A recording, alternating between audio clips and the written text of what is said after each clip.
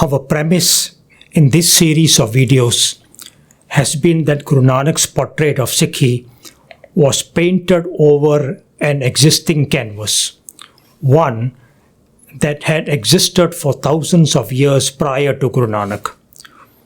What we mean by painting over is that Guru Nanak redefined all the spiritual concepts of the pre-existing canvas to suit the spirituality of Gurbani.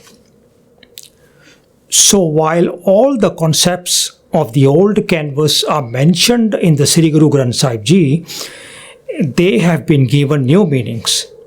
And if we intend to appreciate the Sikhi of Guru Nanak, we will need to understand the new meanings or redefined meanings of the concepts as contained within the Sri Guru Granth Sahib Ji.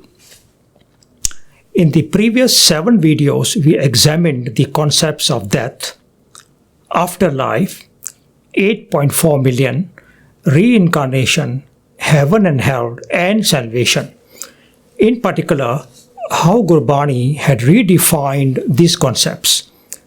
In today's video, we will look at the concept of the Court of Judgement, or Dargah, as it is known in Punjabi. So let's begin with Dargah and what is advocated about it by the 4,000-year-old canvas. According to its beliefs, Dargah is the Court of Judgement. The Sanskrit equivalent of Dargah is Sanyamani.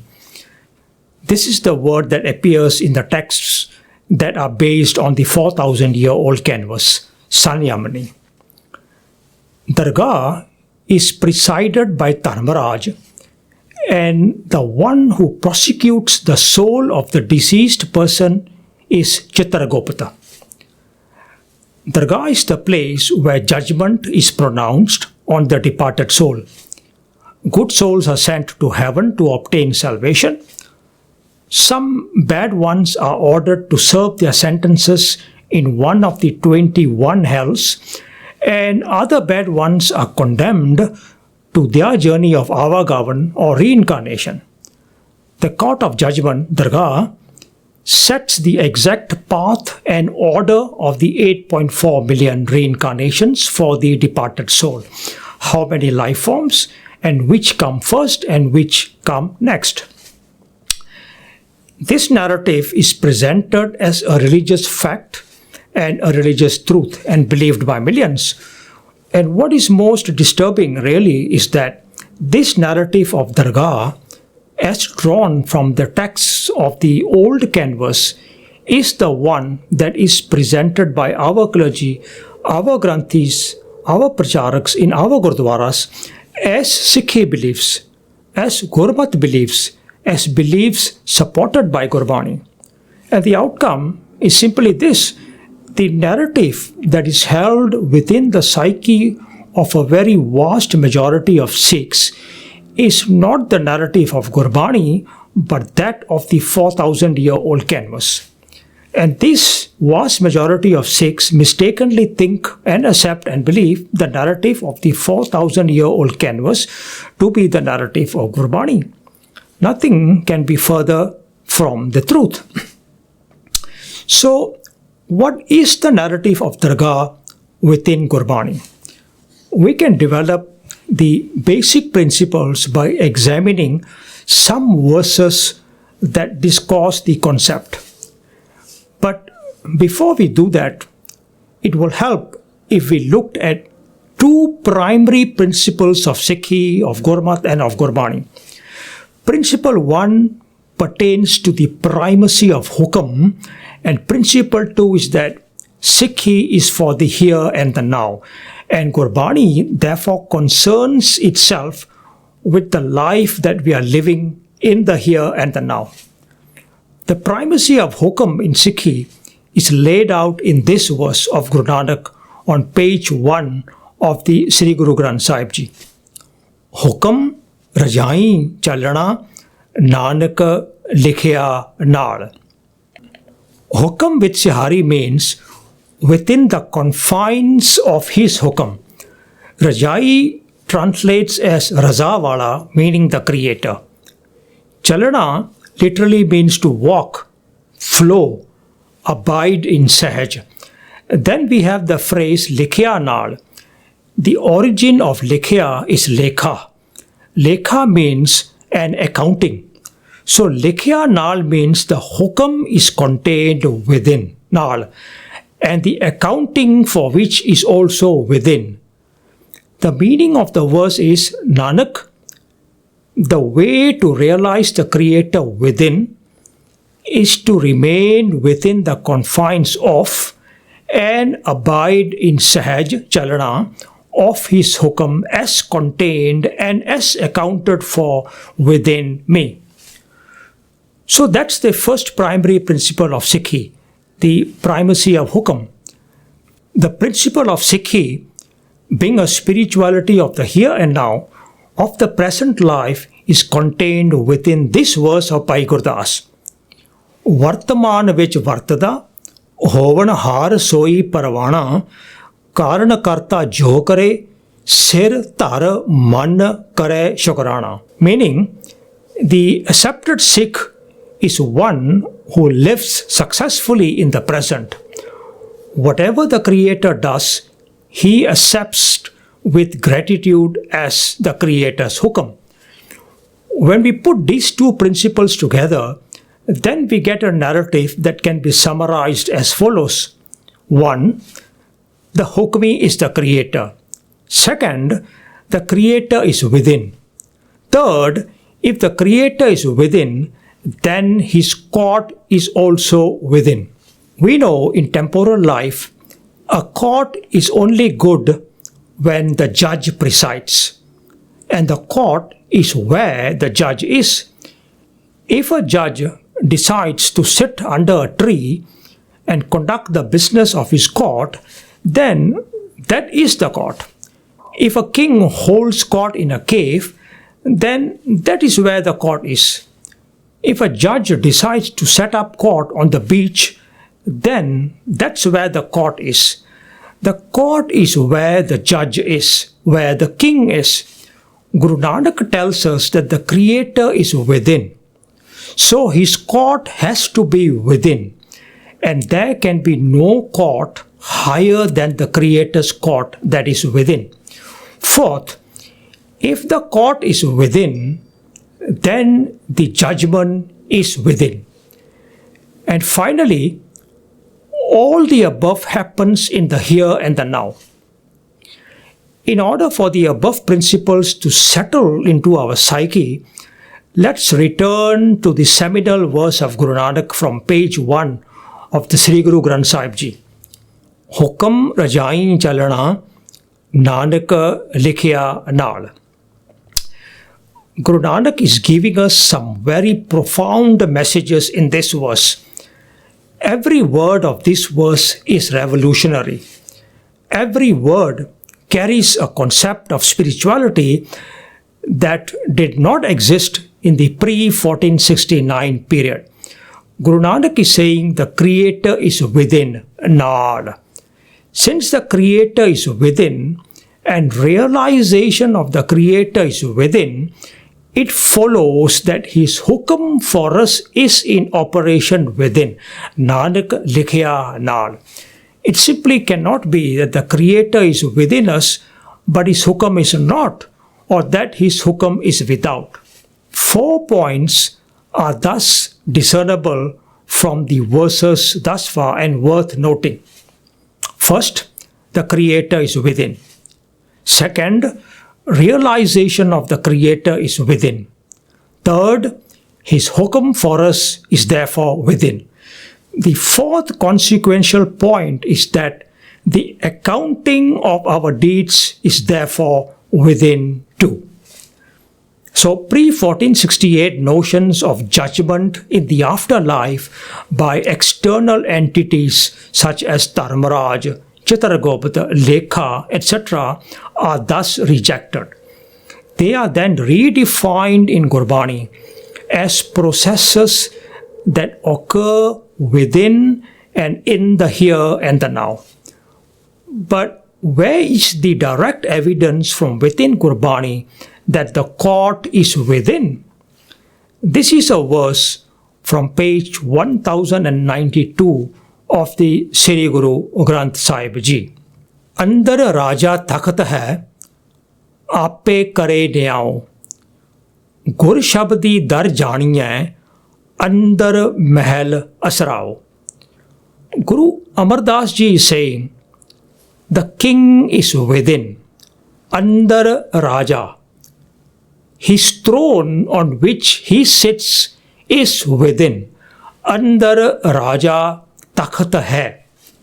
The justice, the law, the rules, the judgment is also within, andar Raja takht hai, ape kare nyao.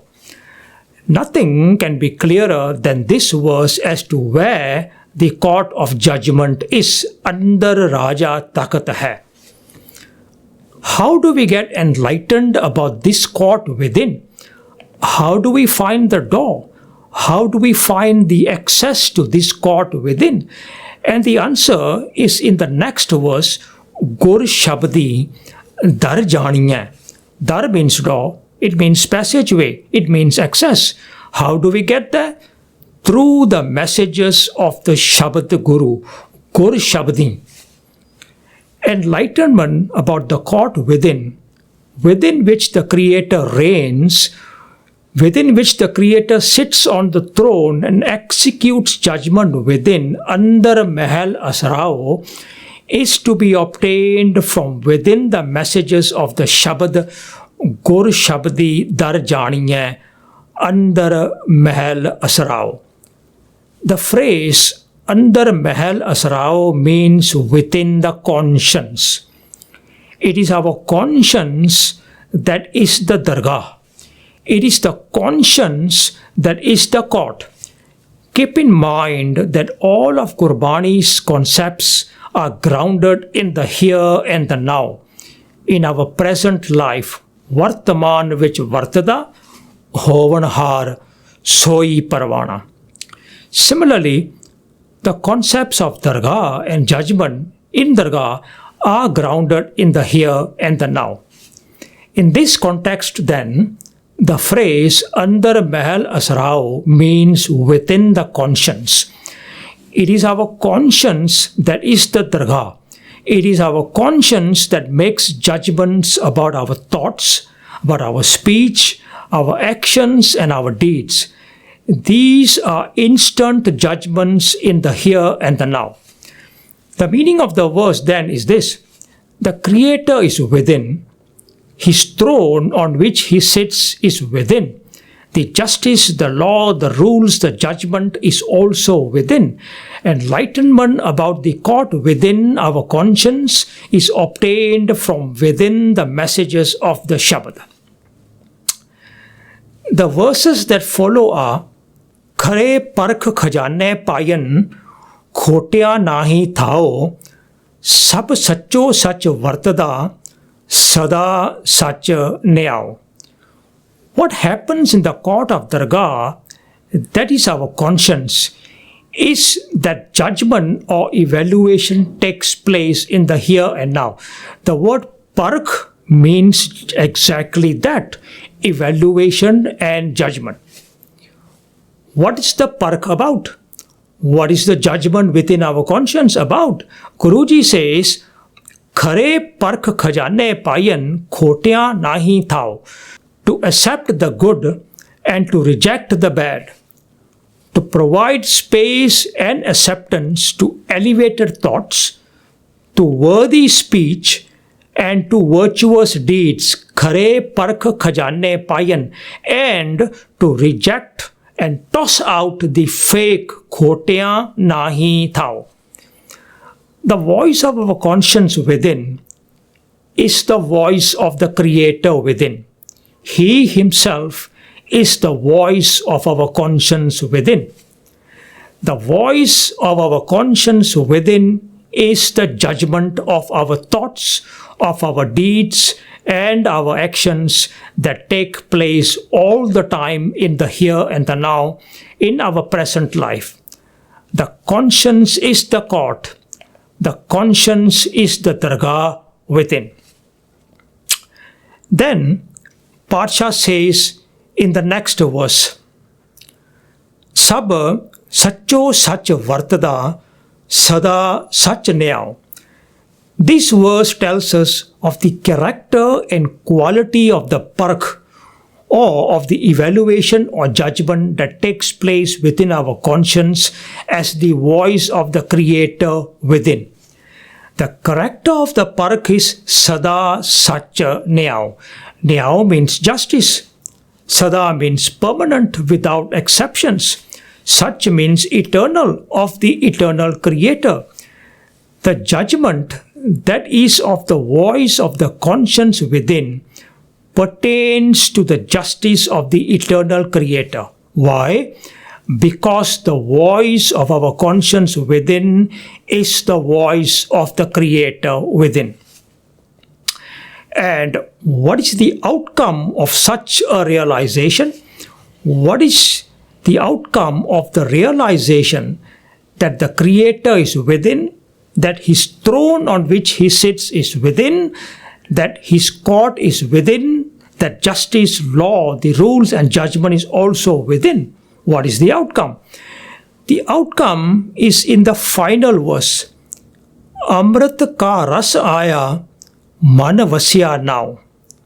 The word Amrit comes from two words, and Mrit. Mrit means death, and when added as a prefix, negates it. It therefore means the absence of death, the absence of spiritual death. In other words, Amrit means spiritual life. Amrit ka ras aaya means the essence of spiritual life comes into being. That is the outcome. And then Padsha says, Man vasya now, meaning divine virtues come to reside within our minds. Man vasya now means we inculcate divinity within our minds. The translation of the verse therefore is, the judgment within my conscience is that I inculcate the good and I discard the bad. The Creator reigns supreme within the court of justice of the Creator within. The essence of spiritual life is realized upon the realization of divine virtues within. Putting it all together then, the message of the verse is the judgment within our conscience is of essence. The good and the bad, the truth and the falsity, the real and the unreal, I judge within my conscience on the basis of Gur Shabdi Darjaniyan. I inculcate the good, khare park kajane payan. I discard the bad, khotyan nahi thao. The essence of spiritual life is realized upon the realization of divine virtues within. What all the above means is that Guru Amar Das Ji is telling us that for divinity to come into existence within our minds in the here and now, we need to appreciate that the Creator is within, His court or Dargah is within, and so is the judgment which comes through the voice of the conscience, which is the voice of the Creator within. On the other hand, if we accept that the Dargah is an external entity in the afterlife and that the judgment is done by an entity out there, also in our afterlife, then the essence of it will not be divinity, but fear, anxiety, worry and dread. These are not the building blocks of spirituality in the here and now. The fourth Guru Ram Das Ji has these set of profound verses on page 591 of the Sri Guru Granth Sahib Ji. जिसके कर दीवान हर होवे, तिसकी मुट्ठी विच जगत सब आया, तिसको तलकी किसै दी नाहीं हर दीवान सब आन पैरीं पाया. The first verse is जिसके घर दीवान हर होवे. Dibaan is court. And Kar with the Sihari is within the mind, within the conscience. So in the first verse, Guru Ramdas Ji is saying, the court of the omnipresent creator is within. Jiske kar diban har hove. Then Padsha says, Tiski muthi vich jagat sab aya. Realization of such that the court is within puts the entirety of life into the Creator's hand, into the Creator's hukum or the Creator's will. The second verse speaks of the outcome of such a realization. Tis ko talki kisai di nahi har diban sab aan pairin paya. The phrase talki kisai di nahi means the subjugation of none, the fear of none, the dread of none. So the outcome of realization that the court of the omnipresent creator is within is the removal of subjugation to any other entity other than the creator within. The message is crystal clear. A Sikh of the Sri Guru Granth Sahib Ji, a Sikh of Gurbani, does not subscribe himself or herself to any court, any divan, any dargah that is under the jurisdiction of any entity other than the creator within.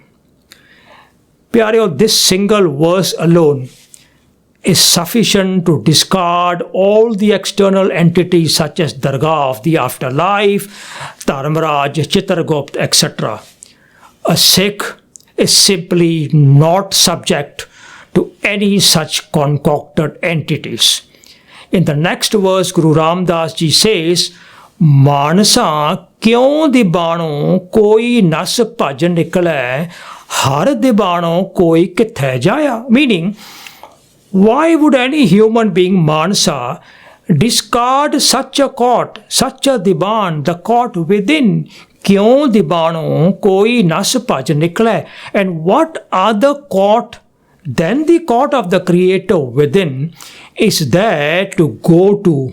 Har dibano koi kithe jaya. Then in the next verse, Guruji says, So aisa har diban vasya ਭਗਤਾਂ ਕੈ ਹਿਰਦੈ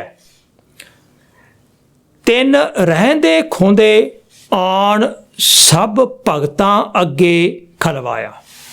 Meaning, such is the court of the creator, so aisa har diban. Such is the court of the creator that is located within the conscience. Vasya ਭਗਤਾਂ ਕੇ ਹਿਰਦੈ. The court is within the conscience.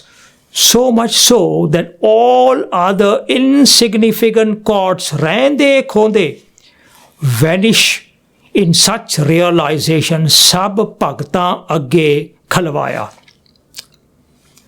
The message is crystal clear. Once realization of the court of the creator within comes, settles in and becomes a reality of our spirituality in the here and the now, all other courts become insignificant, become inconsequential, become irrelevant.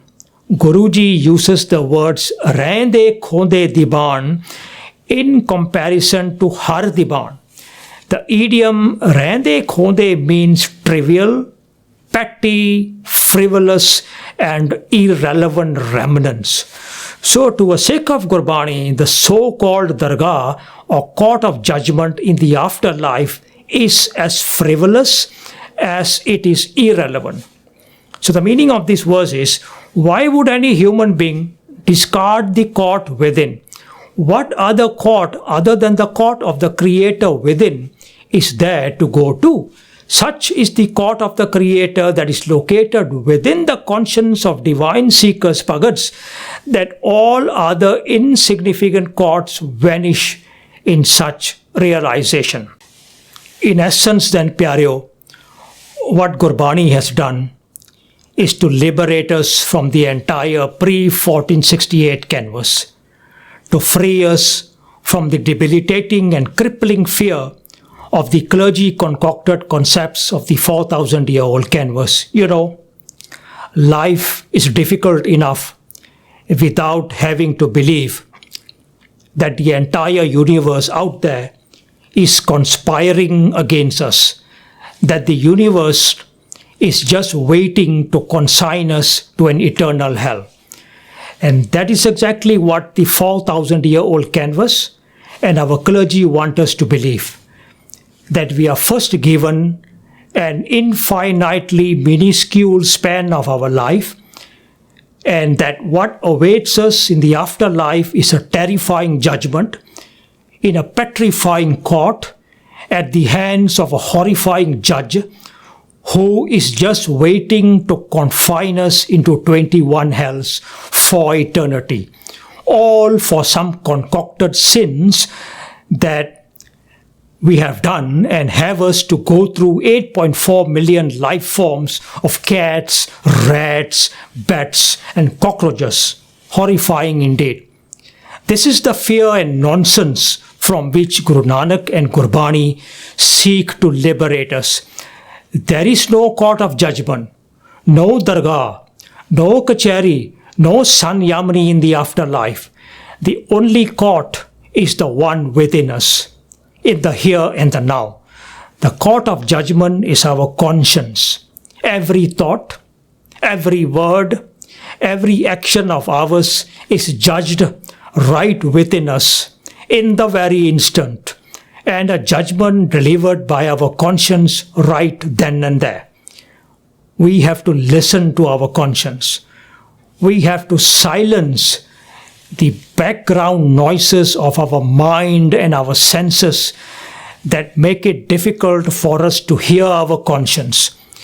We have to stop our attempts to silence our conscience, to stifle our conscience. Instead, we have to empower our conscience. Gurbani is the source of that empowerment. The messages of Gurbani are the nourishment for our conscience. Gurbani is the food for our conscience. The voice of our conscience is the voice of the Creator within. Gurbani tells us to seat the Creator within, on His throne within, in His court within, which is our conscience. Andar Raja takht hai, ape kare nyaun, gur shabdi dar janiye, andar mahal asrao. The king is within, Andar Raja. His throne on which he sits is within, Andar Raja takht hai. The justice, the law, the rules, the judgment is also within, Andar Raja takht hai. Ape kare nyaun. Pyareo, when you stop fearing the Dargah of the afterlife, you start to listen to the Dargah within, in the here and the now. When you discard the concocted notion of Dargah in the afterlife, you acquire the Gurbani notion of Dargah within us in the here and the now. You start to listen to the voice of your conscience as the voice of the Creator within. When you stop chasing the spirituality of life after death, you start living the spirituality of here and now, and you allow the spirituality of Hukam to live within you. When you discard the Gurbani and discarded narratives of the old canvas, you start living the truths of Gurbani. And when you stop chasing the wrong things, you give the right things a chance to catch you. The next video will examine the concept of Dharmaraj. It will attempt to provide the new, redefined and Gurbani meanings as outlined within the 1429 pages of the Sri Guru Granth Sahib Ji. I hope you will continue to join me in this discovery of Gurbani concepts as contained within Guru Nanak's canvas.